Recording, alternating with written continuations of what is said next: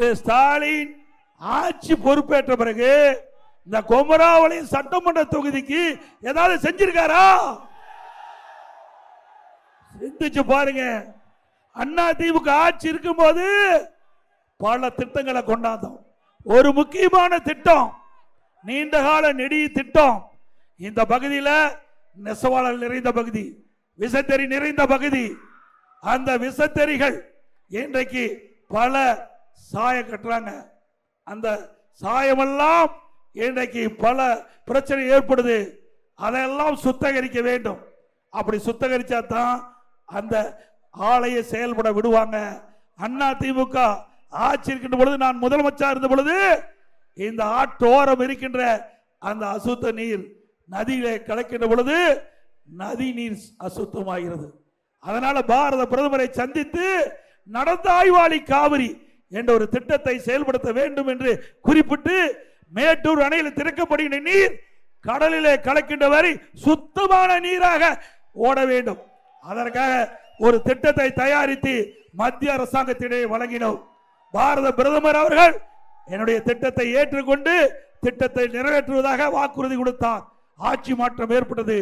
அதற்கு முன்பாகவே அண்ணா திமுக ஆட்சி இருக்கின்ற பொழுதே, நான் முதலமைச்சர் இருந்த காலகட்டத்திலே பாரத பிரதமர்கள் 2 மேலவை மக்களவை, மாநிலவை மக்களவை இரு கூட்டு கூட்டத்தில் மேதகு குடியரசுத் தலைவர் உரையிலே இடம்பெற செய்து அறிவித்தார். நடந்த ஆய்வாளி காவிரி திட்டம் நிறைவேற்றப்படும் தமிழ்நாட்டில் என்று. அதன்படி ஆட்சி மாற்றம் ஏற்பட்டு விட்டது. ஆட்சியாளர் அதை பற்றி கவலைப்படவில்லை.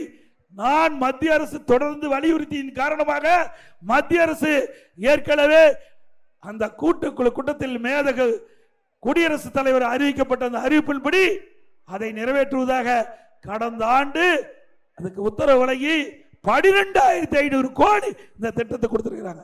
12,500 கோடி நடந்த ஆய்வாளி காவிரி திட்டத்திற்கு நிதி ஒதுக்கீடு செய்யப்பட்டு அங்கே மேட்டூரில் இருந்து அங்கே காவிரியில் கலக்கின்ற வரை நகர ஓரம் குமராவளையம், பவானி, ஈரோடு, பள்ளிப்பாளையம் இப்படி பல நகரத்திலிருந்து வெளியேறுகின்ற நீரை பேபி கனால், அதாவது அதுக்கு ஒரு பேபி கனால் ஓரம் கரையோரமாக போடப்பட்டு அந்த அசுத்த நீர் எல்லாம் ஒரு இடத்திலே அந்த செம்பு கட்டி அதை சுத்தப்படுத்தி ஆற்றிலே விடப்படும். இது நீண்ட காலமாக குமராவளையத்தில் இருக்கின்றவர்கள், பள்ளிப்பாளையத்தில் இருக்கின்றவர்கள், பவானியில் இருக்கின்றவர்கள், ஈரோட்டில் இருக்கின்றவர்கள் எல்லாம் கோரிக்கை வச்சாங்க. அந்த கோரிக்கையின் அடிப்படையிலே அந்த நீரெல்லாம் ஒரு பக்கமாக சேர்க்கப்பட்டு சுத்தகரித்து ஆற்றிலே விடப்படும். அதே போல பவானியிலிருந்து வருகின்ற நீர் அங்கே கூடுதுறையில் சங்கமாகிறது.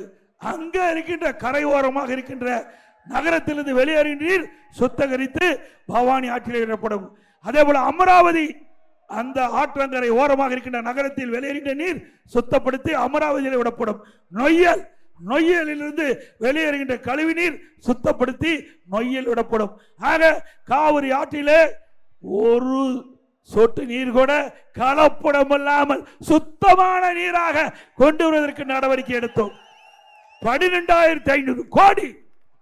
இந்த அரசாங்கம் ஏதாவது இப்படி ஒரு திட்டத்தையாவது கொண்டு வந்திருக்கிறாங்களா? சொல்லுங்க. நாம் குடிக்கிற நீர் சுத்தமான நீரா இருக்க வேண்டும். இல்லாவிட்டால் பல்வேறு நோய்கள் உடலிலே ஏற்பட்டுவிடும். அதை கருத்திலே கொண்டுதான் இன்றைக்கு நம்முடைய பாரத பிரதமர் நரேந்திர மோடி அவர்கள் இந்த திட்டத்தை அனுமதித்து நம்முடைய கோரிக்கையை ஏற்று 12,500 கோடி நமக்காக கொடுத்த பிரதமர் அவர்களுக்கு நன்றியை தெரிவித்துக் கொள்கிறோம்.